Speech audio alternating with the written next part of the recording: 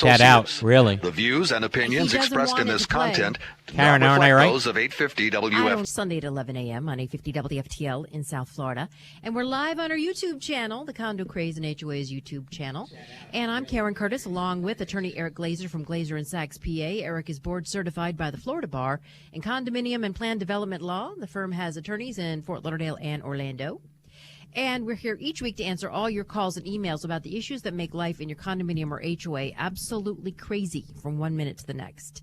And we'd love to get the phone lines going early and also the YouTube chat going early, the chat box, answering all of your condo and HOA questions, no matter where you are in the state, country, the world. Yes, we are international. So give us a call right here in the studio, 877-850-8585. Again, that's 877-850-8585. Or if you visit us on the Condo Craze and HOA's channel on YouTube, you can again ask your question in the chat box. Eric. All right. Good morning, everybody. And, of course, if you're a fan of the show, do two things. Of course, subscribe to the Condo Craze and HOA's channel on YouTube. And, of course, join our email list. And you can join that email list by going to condocrazeandhoas.com. We got like 10,000 people on the email list because by joining, you get announcements about the show, changes in the law, updates on where we're going to be doing our seminars, and a lot more. So please join again by going to condocrazeandhoas.com. We do a blog every single Monday morning at hoa-condoblog.com. Tomorrow's topic, excuses. Some crazy things unit owners say in order to get out of trouble. And as a matter of fact, you've heard the saying, kids say the darndest things. Oh, yeah. Yeah, well, so do unit owners. And we'll talk about some of those things today. And, of course, I hope everybody is enjoying their long Thanksgiving holiday weekend. And everybody really had a nice Thanksgiving meal with their families. Hey, look, I'm wearing my cranberry-colored shirt today. I right? see that. Just Very to go with the nice. holiday flow. And, Karen, I'm sure you had a great holiday, right? Your dad? Yes, my dad and the dog Nini and Sanchez. It's fantastic. That we had is fun. Good. Glad to hear it. Hey, how about this one? We're going to give away 2 prizes on the show today, okay? Really? So, yeah, I'm honored. I'm really, really honored because the Condo Craze license plate, for those of you who know this establishment, you'll understand just how big of a deal this is. But the Condo Craze license plate was posted on the wall in Jackson's ice cream place. Oh, now, my gosh, think about that's that. an That honor. is awesome. To me, that's a real, real honor. Well, who's it next to? What kind of a no, photo? not going to give it away, okay? So I'm not going to give You it away. gotta go find it. But I will say that it's in a place where any one of our listeners can definitely stand there and take a picture next to it, okay? So that's the clue. So you got to go to Jackson's. If you do, and if you send me a picture of you standing next to the Condo Craze license plate, just email it to me. I will send the first 2 a $50 Amazon gift certificate. How about that? Oh, Okay? very nice. So, yeah, we're going to promote the Condo Craze license plate in Jackson's, and I want to thank Jackson's Restaurant for doing that. Really, really honored. You know, they don't take, believe me, they don't take any license plate that you want to give them. No, I know. They have to be discerning. And believe me, I had to bump somebody off that wall. No. Yeah, I had to bump somebody off the wall. So if you see it, take a picture next to it. Email me the picture at eric@condo-laws.com. Send me a picture of you standing next to the license plate. So the first 2 will get the gift card? First 2 get a $50 Amazon gift certificate. So what that time does gives that place you, open today? So that gives you a clue that you don't have to look on the tops of the walls, right? That's right. You can take a photo with it. Because I'm telling you, you could stand next to it. How about that? Okay? So let's see. Let's see who the first people are. Can you tell us who got bumped? Yeah, I can't do that. No. Oh. But I will announce the winners on the show next week. Cool. If people are capable enough to go out there. And this is on take a Federal picture. in Hollywood? That's right. It's on Sterling, right off Sterling. So you can get yourself some ice cream and some sprinkles. The best in the world. My God, there's no place like Jackson's. Jackson's. There's 2 reasons to go there. Yeah, now there's 2. The ice cream, the great taste of the ice cream being second. Okay? First, of course, is our gift ticket. So let us know. We'll announce the winners next week on the show. But for now, it is back to work. And as I was saying, you can imagine I've heard lots of excuses over the last 30 years about so many different things for people not complying with the declaration of the rule and the rules. And here's a few that simply don't work. Okay, how about this? My assessment should be less. I don't use the elevator, right? I don't have to pay for that repair. Or the roof. I'm on the first floor. Right, exactly. I'm the roof guessing isn't covering me, right? Things like that happen all the time. I guess you're hearing that from people a lot who live on the first floor. Yeah. I mean, does it work? No, it doesn't work. And there's a statute right on point. And regardless of whether you use the common elements, you have to pay for the cost of maintaining that common element, right? You're on the first floor, you don't use the elevator goes bad. Sorry, you got to pay for that repair. Bad shoulder and you can't use the pool. Sorry, you got to pay for the pool's upkeep anyway. Bad knee, can't play on the tennis or pickleball court. Sorry, you got to pay to maintain it. That's just the way it goes. Oh, my gosh. Okay, well, here's another one. He doesn't live here and therefore can't be on the board. Does that ever work? No, and I'm probably asked this question a million times a year. Does the owner have to live in the condominium in order to serve on the board? And the answer is clearly no. It's irrelevant where an owner lives. If the owner meets the qualifications to serve on the board, they can serve. In other words, they don't have a felony conviction that hasn't been erased within the last 5 years, right? They're not delinquent on their assessments. Bottom line, they get to serve on the board. And I know this angers a lot of people because they only want people who live there to serve. But again, the condo statute is clear. If you own, you can serve. How about another one, Karen? Yeah, this one always gets me. Yeah. Let's say your community has reserves, but you say, I don't want to fund the reserves because I won't be here in 20 years, and I don't want to pay for a roof that I won't ever see. Right, and this happens a lot, of course, in 55 and over communities. And as we always said, that's the absolute worst way of thinking. And the problem with your thinking is that the person who lived in your unit 20 years ago, guess what? They thought the same way, right? They don't want to pay for repairs that they're not going to see in 20 years. And now you wind up living in that unit. And you're living there when major repairs now need to be done. And perhaps you all would have been better off putting away $50 a month instead of coming up now with $10,000 that's needed. And by the way, Karen, this idea of condo repairs going up and condo assessments going up, it's starting to really catch on over the internet, and you're starting to see lots of segments about it. You're starting to see lots of articles about it. And I will tell you that interview we gave on 60 Minutes, which said, Grandma and Grandpa just can't come down here anymore if they're planning to live just on Social Security and move into a condo. That just can't happen anymore. That's really starting to get a lot of notice. Are you being throughout quoted? the internet? Yeah, and it's a big deal. Florida it is. It has changed forever. It really has. You were prescient. You understood the big picture from Come on, 50,000 there's feet. one quote in the 60 Minutes interview where I say something like, "Did anybody not realize that these buildings are going to need repairs at some point?" I mean, come on, it's just common sense. Exactly. And no, nobody was apparently getting it. The legislature was allowing you to kick the can down the road forever and allowed everybody to put themselves in a really crappy position. Yeah, well, How about another and one, also Karen? it allowed a building to fall down. Right, exactly. Killed 98 people. Yeah. So what about, hey, I can't buy into this 55 and over community because I'm not 55. Right, and this is a Just mistake. has to have somebody who's 55. Exactly, Karen, and that's the problem. It happens all the time.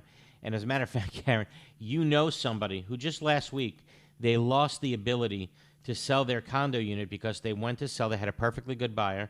Because what did the condo say? Well, the buyer's not 55. Right. And we're like, you're going to get sued. You better let this go through. And they Right. didn't. Oh. So I'm like, okay, do we sue or there's another buyer who's interested?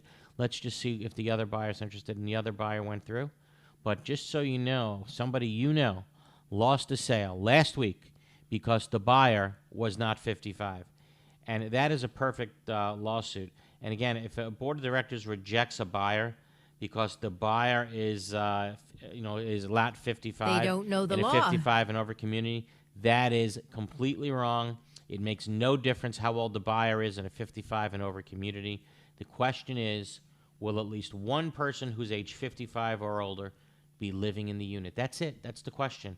And perhaps the children are buying the unit for their parents. Right. Perhaps you're putting it in somebody else's name for estate planning purposes. Only the age of the occupants matter. not the age of the owner, right? I mean, yeah, you don't have to be 55, but one person has to be 55, but you can't have like babies and children. No, but an 18-year-old can be buying it. Right. And the question is, as long as someone is 55 and over who's going to be occupying it, you're good. And then the condo can restrict children, people Who is it under from 18. Can't tell you over the air. I'll tell you during the break, but I'll tell you. But I won't tell you on the air. But perfectly good lawsuit was set up. And the only reason we didn't follow it through is because we had a backup buyer, and it was obviously easier to go through with the backup buyer. But if that fell through, that condo was getting sued, and they would have lost. And they would have lost. Yeah, You would have won. Yeah, we would have won. So there you have it.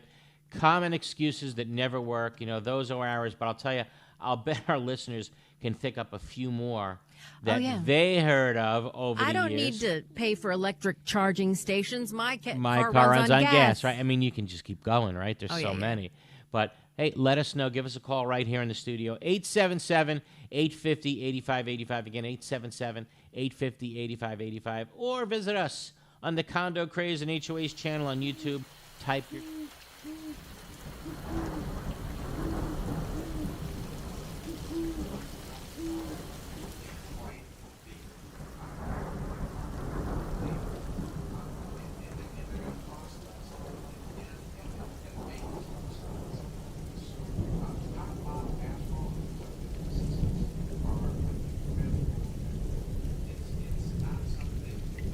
Oh, no! An unexpected leak.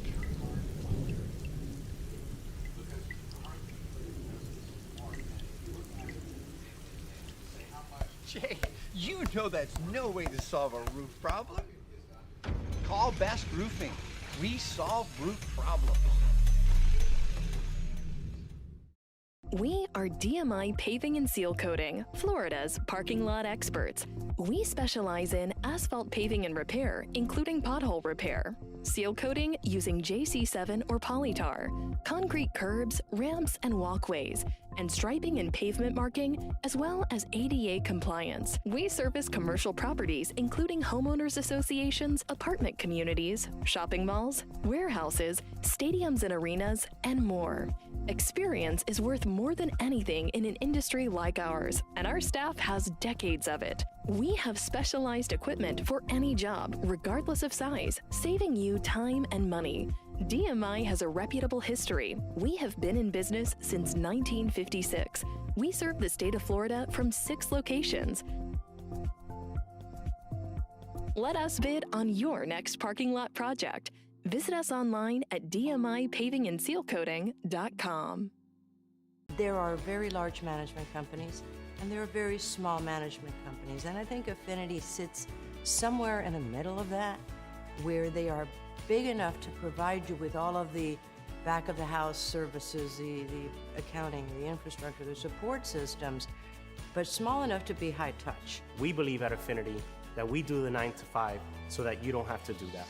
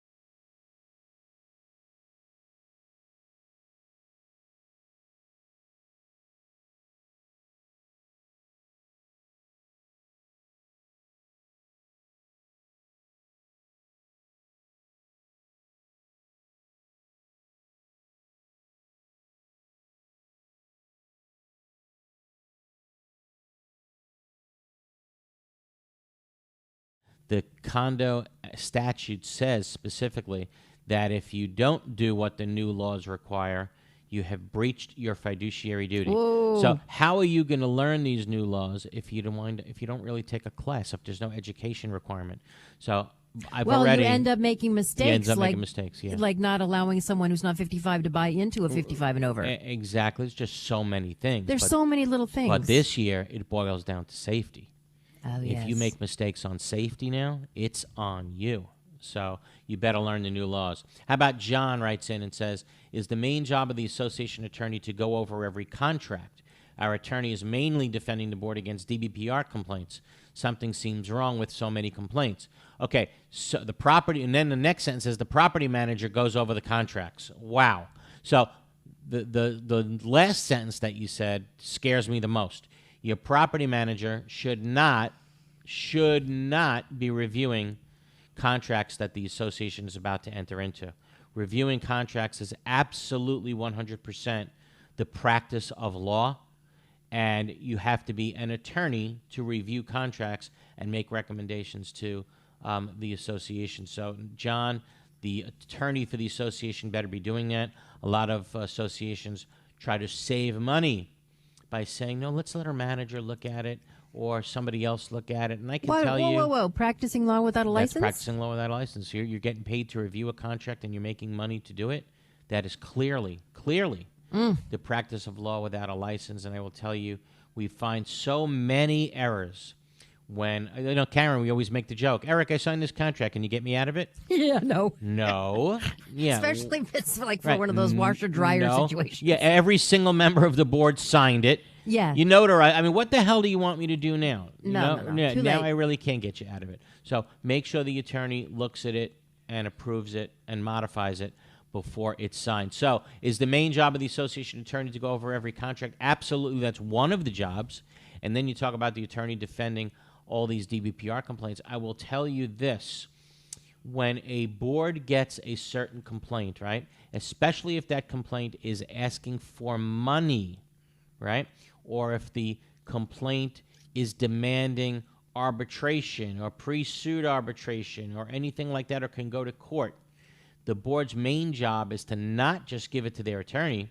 Their main job is to put their insurance carrier on notice, and this is crucial. And it amazes me how many associations don't do this. They get served with a complaint for arbitration, or they get served with something small or whatever, and they don't give it to their insurance company. Well, that's exactly what you're paying insurance for. That's what they're there for you. So let me give you an example. The association can get served with a pre-suit demand for arbitration. And instead of giving it to your insurance company so they can appoint counsel, you give it to your counsel. And you go to mediation and you don't settle. Now the unit owner files a lawsuit. And then you give it to your insurance company. And they you say, what happened? And the insurance company says, wait a minute, hold on. Yeah. Why didn't you let us know that pre-suit arbitration or mediation was demanded? Maybe we could have settled it there for $1,000 or $2,000.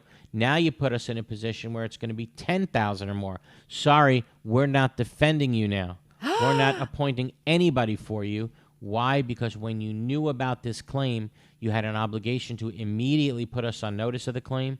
You didn't. You turned a little matter into a big matter. Sorry, you're on your own. So you mitigate the insurer. Yeah, you absolutely. You have to give them the chance to mitigate it, try to get it done, for maybe a small amount of mediation. If you don't give them the chance to do that and it turns into a lawsuit, they're going to turn to you and say, sorry, you should have let us know when it was a small matter. Now it's a big matter. Good luck, period. Happens a lot. So, and a lot of board members don't know this. When you get served with something that demands money or demands that you're going to court or demands pre-suit arbitration and mediation, your move is to do two things. Yes, you can let your lawyer know, but you better let your insurance carrier know so that a little matter doesn't turn into something really big and have no coverage. You would know to advise ahead, your Karen, community. Go ahead. You started to ask the right question. Yeah, but shouldn't the your attorney bingo tell you, because you would? Oh, bingo, Karen. Yes, your attorney the onus should is on know. him. But your attorney got a new lawsuit. They're happy to be working on a new lawsuit. And I So don't know. they don't bring it up? I don't know. You tell me. I think the onus is on the attorney to say, hey, did you talk to your insurer? The association attorney absolutely, 100%, has an obligation to tell you. Thank you. Put your insurance carrier on notice. Because they have an attorney, the insurance company does. Absolutely, they will and appoint one that's the for you for person that free. should be, at So the table. So your attorney representing you has to say, okay, I'll give up making money on this one. I see. Right? Make sure that your insurance carrier appoints one for you. Wow, and all there I'll you say is go. that doesn't happen all the time. Okay? I bet. Okay. Well, I'm glad we touched upon that. How about we That's go to interesting. Celia in Miami? How are you, Celia? Yes, good morning, Eric and Karen. Good morning. Good morning. I would like to ask you something. We have 5 board members in my condominium, and one of them is working for our management company Okay. in another condominium outside our condominium. Okay. She never disclosed this conflict of interest in the code of ethics that each board member is signing Yes. when they are elected. Right. And now she even signed the contract, the renewal contract Wow. of the management company with the other 4 board members. Okay. Is it a conflict of interest knowing that she's running again for the board for next year? 100%. So you're telling me, let's talk about your own condominium, that she actually signed the contract with the management company that she's working for. So that is a clear conflict of interest. Okay, that is a clear conflict of interest. However, had she done the right thing, then this would be legal had she followed the law. So what's the law? The law requires her, number one, to refrain from voting, to abstain, right? 2/3 of the other members have to vote in favor of that contract, right? And the conflict has to be disclosed in the contract itself. Oh, wow. Now, it doesn't appear that any of that happened, okay? None of that happened. So we have 2 choices here. We can go back and redo the vote, right, and redo the contract. Or if the people on the board don't believe she did the right thing, the people on the board now, and this is the only time this can happen under the law, they can actually remove her from the board. Wow. Board members can remove another board member from the board under one circumstance, failing to disclose a conflict of interest. And that's what she clearly did here. Okay? There's only one circumstance where board members can be removed by other board members, right? That can never happen, except for now, where a board member fails to disclose a conflict of interest. So they have 2 choices. They can remove her from the board, right? And they can go back and redo the vote and redo the contract. And if they do that, that nullifies the contract. No. At this point, no. They can redo the contract to make it valid, is what I'm saying. Okay. But right now, there's an argument that it's not valid because, again, this relationship wasn't disclosed, and we don't have a specific vote, perhaps, of 2/3 of the other board members. You're saying the 4 out of the other 4 did it. Did they vote at a board meeting? I don't know, but that's the way I just described it is the way it's got to be done. If not, the statute was violated. If not, it's a failure to disclose a conflict of interest, and the board members have the right to remove her from the board if they would like. Okay? Celia, I wish you good luck with that, but we got to keep the phones going. How about we go to Janet in North Palm? How are you, Janet? Good morning. How are you today? Good morning. What's up? We live in a 3-story, 40-year-old building, and during the hurricane and some rains afterwards, water came into some of the units, and we've had balconies originally in the building, and some of the owners have enclosed their balconies. Right. So we had a contractor come in and inspect the units, and he said it was water intrusion and not structural. But one of our unit owners called their insurance company to have the repair made. They came in, and they will only make repairs on that unit. They will not subrogate or do anything to make the unit owner who caused the problem, which is the unit above them, make any repairs so this doesn't happen again. Right. And we've had a unit owner that's had this happen to him twice. Right. That he's had to go in and make the repairs himself. What can we do as the board to get these people to make the repairs so that it doesn't keep happening. Well, that's an easy one, Janet. So basically what it boils down to is someone enclosed their unit, right? They put a whole bunch of screws probably into the foundation of their balcony, right, to enclose it in. And as a result, water is getting in the track of the screens, water is getting in the screws, and it's causing water damage to the person below. Do I got it right? Correct. Now, some of the water's coming in from balconies that have been enclosed, some from balconies that have not been enclosed. Okay, but if the water is coming in because of the fact that somebody enclosed their balcony, right, then the bottom line is that person is responsible for what's going on underneath, period, unless it came that way, unless they got it from the developer with an enclosed balcony. If they did it on their own and they're causing damage to the person below, they are responsible for the damage that they're causing below, period. Now, if someone didn't enclose their balcony, right, did not enclose their balcony, and period, just water's coming in because the concrete is porous, right, and the concrete structure itself is deteriorating and is damaged, that's going to be a responsibility of the association to repair. Okay? That's a limited common element. I'm sorry, 1 second, Karen. It's a limited common element. I'll guarantee you under your documents, the balconies are the responsibility of the association to repair, the exception being when someone else drills into it, right, drills into it, and they cause premature damage. Okay? That was my question. Isn't that a material alteration? Yes, absolutely. Absolutely, that's a material alteration. They probably didn't get a vote to do that as well. So that's another reason so they have why. to undo it.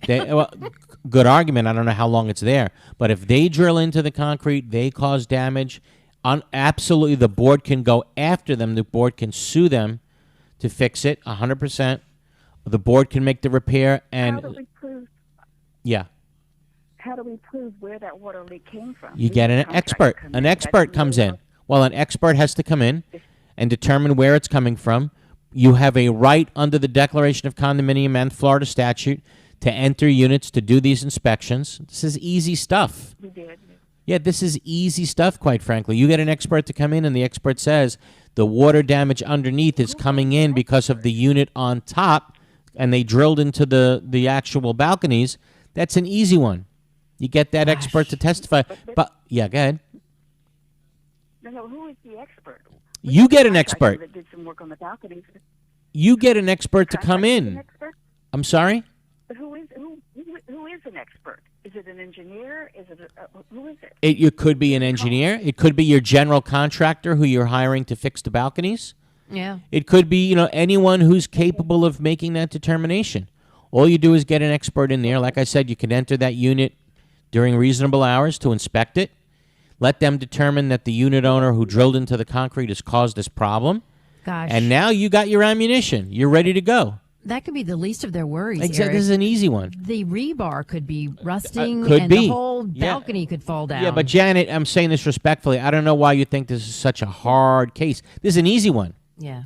All you got to do is get an expert who you hired. Again, like you say, an engineer, the contractor who's putting in, who's repairing the new balconies. The bottom line is any one of them can testify that that's where the problem's coming from. Okay? Okay. All right. That seems to be the biggest problem is no one can find where it comes from. Well, that's not your job. An expert should be able to do that. Okay? This is something we deal with every day. Minimal stuff. Okay? Thanks, Janet. We've already got the answer, and thank you so much for your help. You got it. All right, real quick, let's go to Linda in Delray before we take a break. How are you, Linda? Okay, pretty good.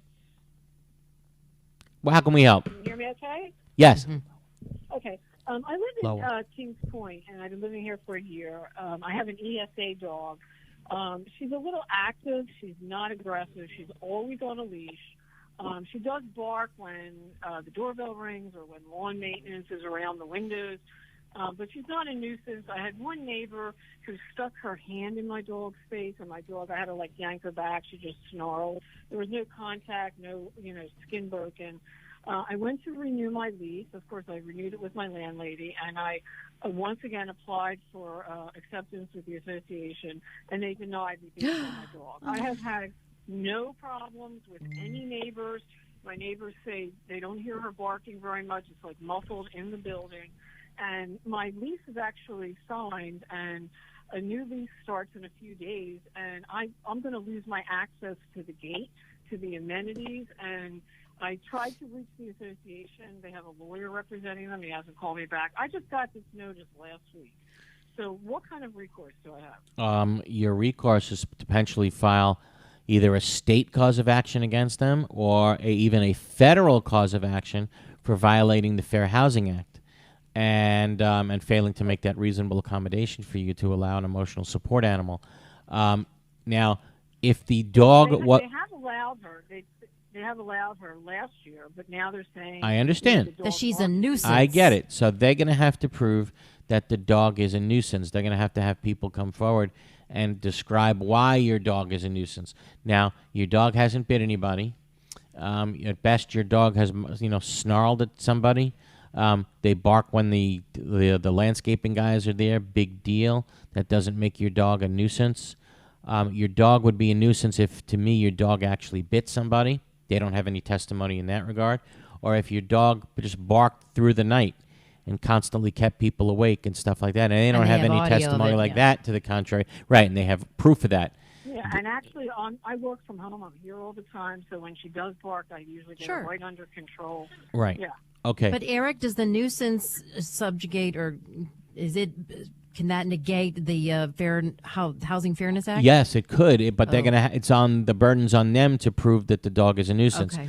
So here's how this is going to probably. Okay, so what you're saying is I could file something or in local civil court? Yeah, I think again, if they shut off your access, yes, it's time to go to court. And you give us a call on that 954-983-1112 again, 954-983-1112. And Attorney Paul Kim in our office, that's what he handles all day long. And if you have if you have to go to court on that, again, the burden's going to be on them to prove a nuisance. I can't see how they're going to prove it. With how long do you have this dog? The dog is 8. I've had her since I moved in, and she's fine. She's always on a leash. Right. I don't walk her. And you have her 8 years, right? Yeah. Yeah. So I think it's going to be tough for a judge to say, sorry, you either got to get rid of your dog that you have for 8 years or move out. I don't, it's going to be really, look, I don't know how the evidence is going to come out in the end, but based upon what you told me, I think it's going to be pretty tough for them to get your dog out, especially if your next door neighbors testify in your favor. Okay? Okay. All right. So my question is, in the meantime, is it like a stay of execution where I should be able to live in my apartment with the renewed lease until this is settled? If you file a lawsuit against them, you can also file a motion for emergency injunctive relief, temporary injunctive relief, right? And I think the judge, certainly might do that, and to prevent you from having, prevent the association from cutting off access to your unit. I think a judge would do that as well, okay? Certainly based upon the facts that I've heard, okay? I'm going to be honest with you. I'm going to be honest with you, and I've said this. By the way, if you win the case in the end, you get your attorney's fees back, right? But in the meantime, you're paying for the ride, right? So the reality is, Karen, how many times did I say this? People will spend more money in an attempt to keep their pet than their spouse, right? That happens all the time. Yes. But you got to know. It's not just keeping the animal. It's also I don't want to move. I understand. But, Janet, you got to know in the meantime, it can cost some money to go to court and file the complaint and get an injunction and on and on. But like I said, if you win, you get back your reasonable attorney's fees. Okay? Okay. Okay. I wish you luck, Janet. All right, let's do this. Let's take our bottom of the hour break.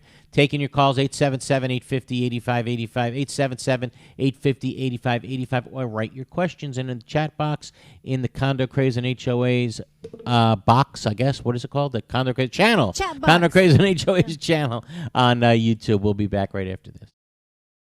Condominium or your HOA in need of accounting services? Look no further. Gerstel, Rosen & Goldenberg is one of South Florida's largest accounting and auditing firms, as recognized by the South Florida Business Journal, and is one of the few accounting firms uniquely specialized to provide accounting services to their growing condominium and homeowner association clientele throughout Florida. With primary offices in Aventura and Boca Raton, satellite offices in Naples and Orlando, and a professional staff of 65, Gerstel, Rosen & Goldenberg is prepared to meet the needs of any condominium or HOA in the state. The professionals at Gerstel, Rosen & Goldenberg also have experience working with timeshares, cooperatives, hotel condominiums, mixed-use buildings, and ancillary operations like restaurants, spas, and country clubs. Put their 25 years experience in your corner. Gerstel, Rosen & Goldenberg, 305-937-0116. That's 305-937-0116 or grgcpa.com.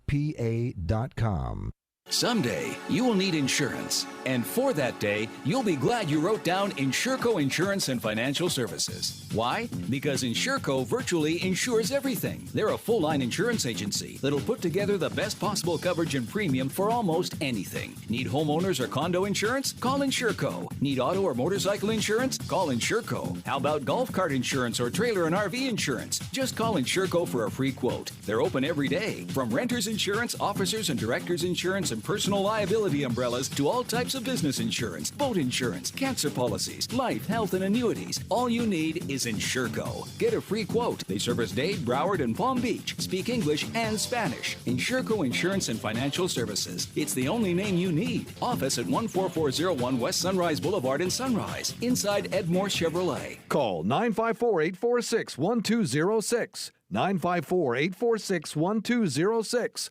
That's 954-846-1206. Need an insurance evaluation, audit, or quotation for your condo association or homeowners association? If so, then you need to speak with our insurance experts at Mack & Waltz. We insure over 800 associations, and we are the clear leader in this marketplace. Mack & Waltz has been in business since 1989.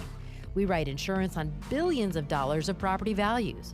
We are an independent insurance agency representing insurance companies which specialize in condo and HOA insurance. The staff at Mack & Waltz works closely with board members and property managers and regularly attends association meetings to help educate the association about their insurance policies.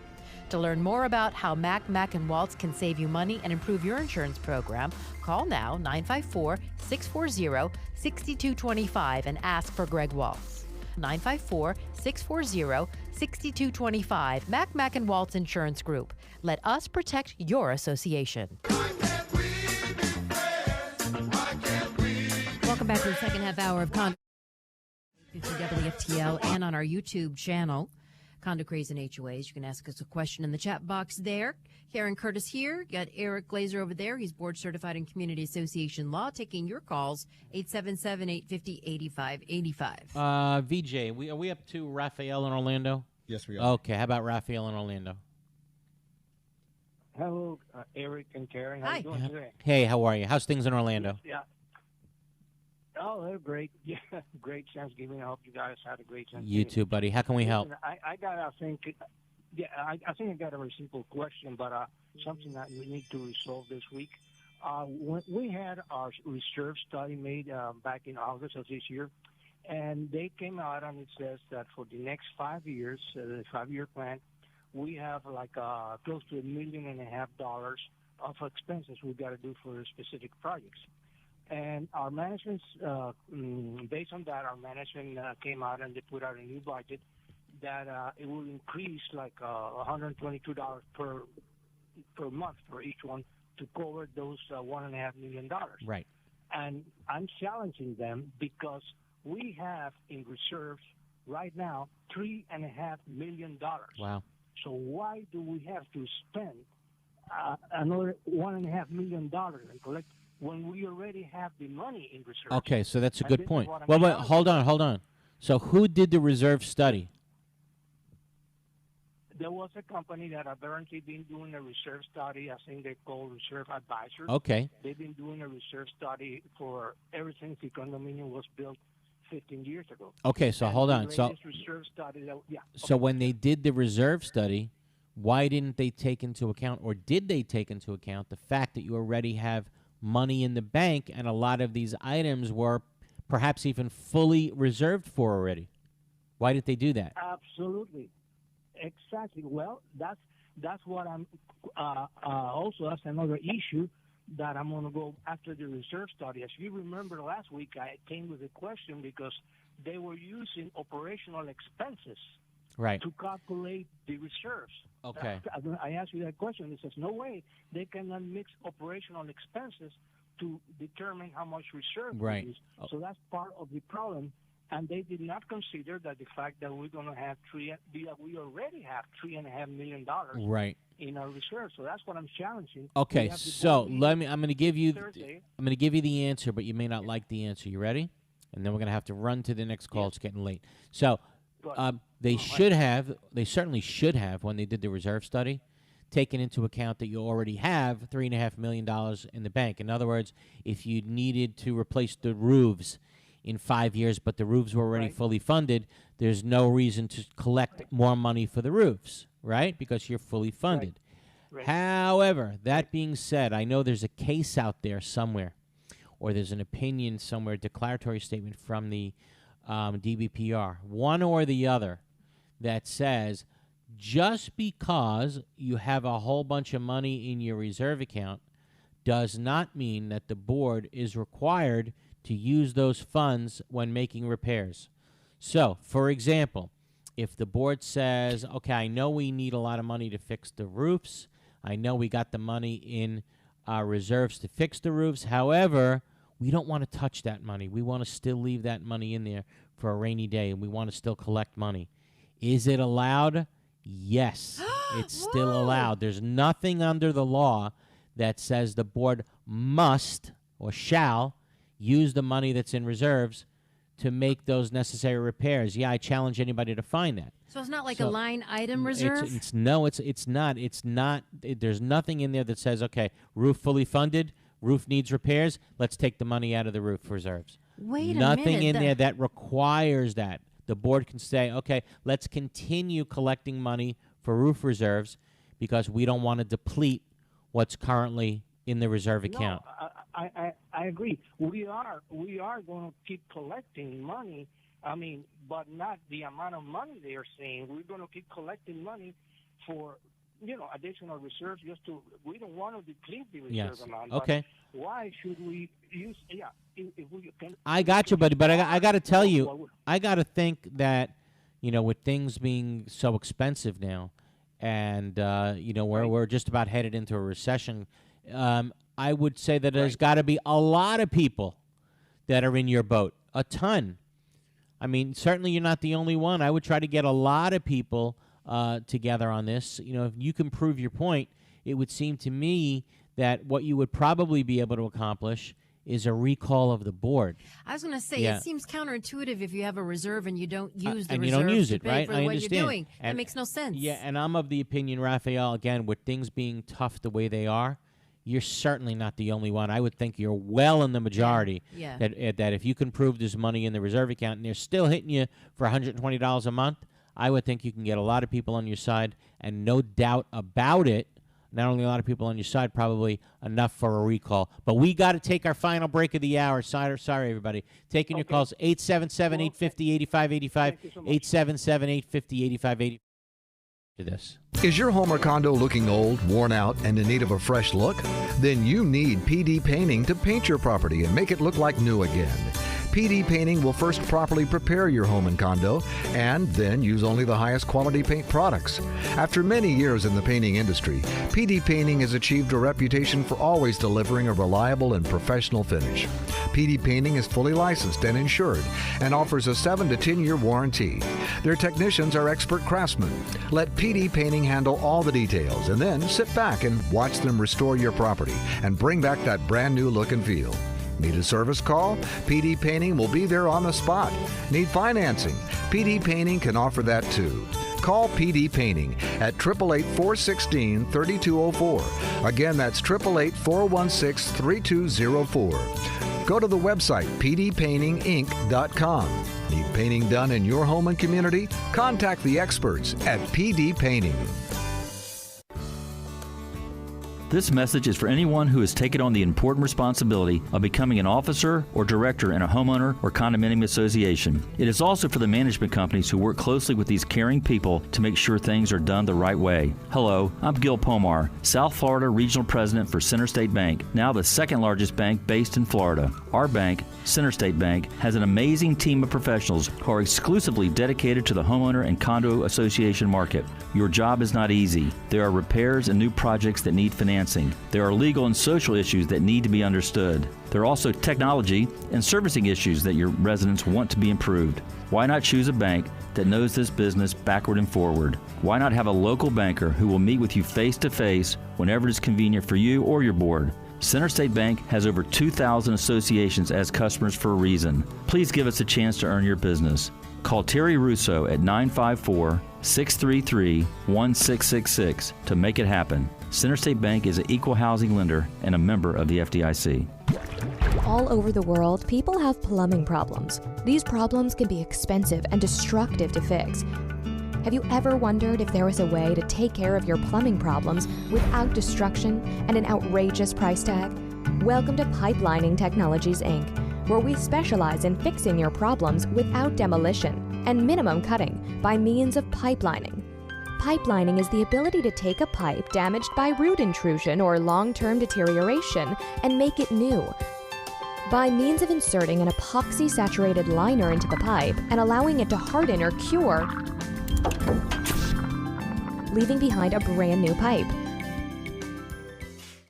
That sounds great. How can I get pipelining in my home, commercial building, or condominium? Simply fill out our online contact form and a pipelining representative will get in touch with you in a timely fashion, or call us directly at 561-853-5463. Karen Curtis with attorney Eric Glazer. He is board certified in community association law. He has a law firm there in Fort Lauderdale. If you have any questions about your HOA or condo, give us a call, 877-850-8585. Don't wait to the end. All right, so at the beginning of the show, we said you find our license plate on the wall. You take a picture next to that license plate in Jackson's Ice Cream Place on Sterling and US 1. Send us a picture of you next to it. You get a $50 Amazon gift certificate. Amy Thompson writes in, they have the best chocolate chip ice cream. I saw that. They have the best damn ice cream, period, anywhere. Period. So, yeah, period. The best. It's a win-win It's a win-win for you. How about we go to Mark in Highland Beach? Hello, Eric. Thanks for taking my call. Sure thing. I have a question for you that I'm a president of a condo board, and our buildings on our property are about 50 years old.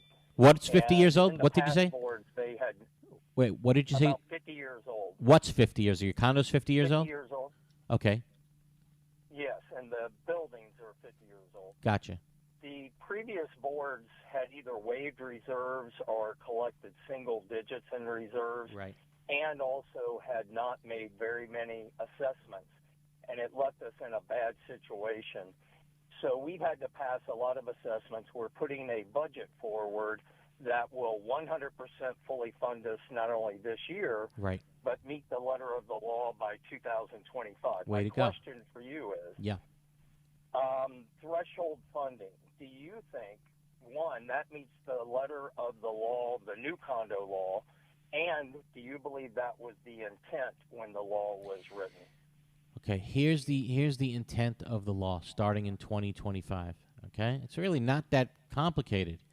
It does not mean that by 2025 every single one of your components, it does not mean by January 1st you have to have 100% in the bank for a new roof, a new electrical system, new plumbing system. That's not what it means. So everybody calm down.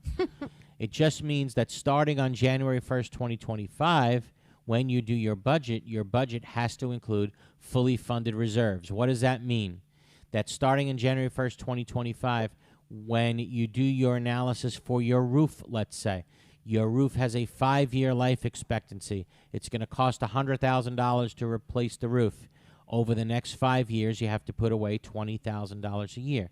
And you got to do that analysis with the plumbing. The plumbing has another 20-year life expectancy, right? It's going to cost $1 million to do in 20 years. Got to put away $50,000 a year for the plumbing. It does not mean on January 1st, 2025, everything has to be in one shot, fully funded immediately. Oh, thank God. Now, Okay. you know, I hope that calms some people down. Yeah. But still, on January 1st, 2025, You have you're to going to have to begin. do a fully funded reserve account, and for not just 3 things that it used to be before, but now it's going to be 10 things. A structural integrity reserve study done by an architect or engineer, and it's going to include about 10 items. It's going to include the roof, the structural, the plumbing, the foundation, the pavement, the painting, the foundation.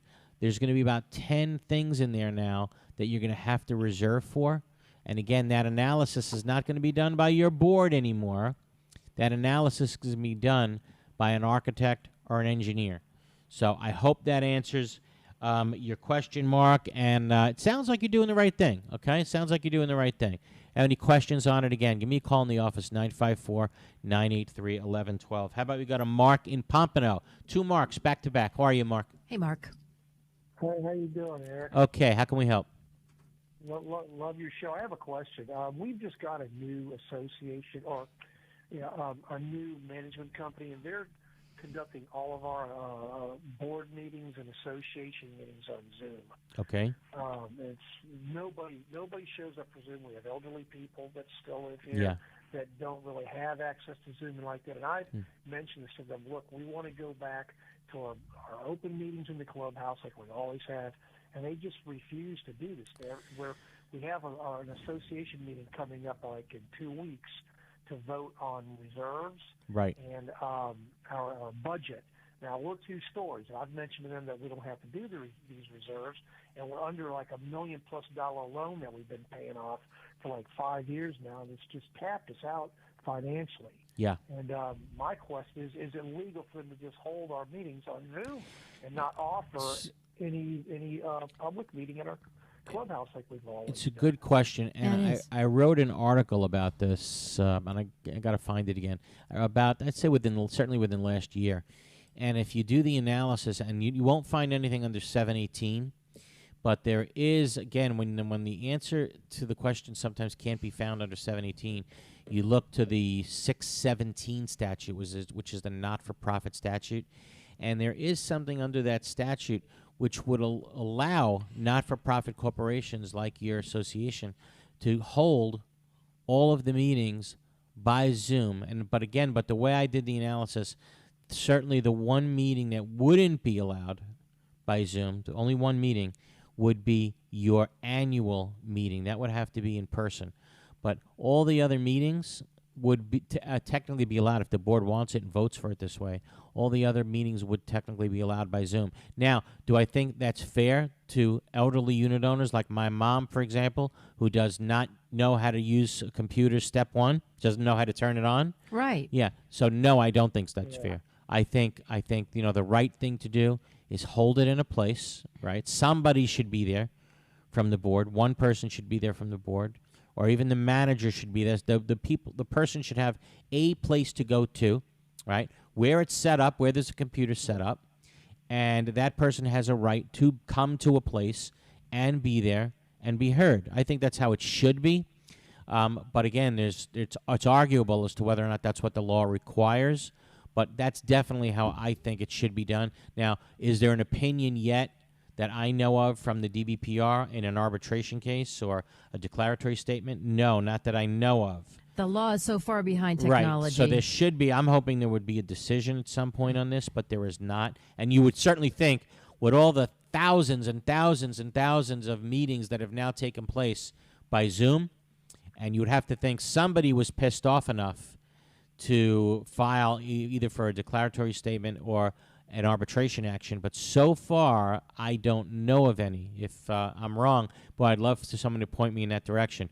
So, unfortunately, Mark, right now the way I see the law is only the annual meeting is required to be held in person. Got to keep going. How about we go to Bob in West Palm? Bob, West Palm. I have a process question. I have a process question about approving a condo sale. Assuming the condo docs give the board the power, how do they conduct open meetings to discuss this and still protect the confidential nature of the background check? Okay, so it doesn't have to be the full board meeting with these people to discuss things. So in other words, let's say there's 5 people on a board. You can have a screening committee comprised of 2, right? You now no longer have a full board, okay? You have 2 members of a committee. Hold on. The 2 members of this committee do the screening. The 2 members of the committee can discuss and report back to the board their findings, right? And then at the 5-member meeting, the board can make a decision. Okay, on the agenda, approval of the Smiths. Do we approve them? Yes or no? Period. So it's not too difficult. And if they have an issue, if they find an issue, they just don't discuss what the issue is. They just announce to the board that there was an issue. Correct. Exactly right. Got it. Okay? The 2-member board can say, we are recommending approval. And then, and let's hear from our committee, we're recommending approval. And again, they pass it, and again, everything remained silent. Remained, what's the word I'm looking for, Karen? Mute. No. Stand Well, you mute. don't disclose it. Remained private. Private. Remained private. Confidential. Damn, I wish I could remember that word. Woof. And therefore, I started with that word, but okay. Okay. 2 report back. Thank you so much. You got it. 2 of the 5 report back to the board. It stays completely confidential, whatever that 2-member committee found. Boom. So that's the way to do it, okay? Hey, I think we are just about out of time. It was great to be back following Thanksgiving. I hope everybody, again, had a great holiday. Remember, we're holding that contest. Find the Condo Craze and HOA's license plate in Jackson's. Take a picture next to it. You get a $50 gift certificate from Amazon, the first 2. First 2 that email it the to first you. 2 that email to me, Eric at condo-laws.com. Everybody have a wonderful, safe,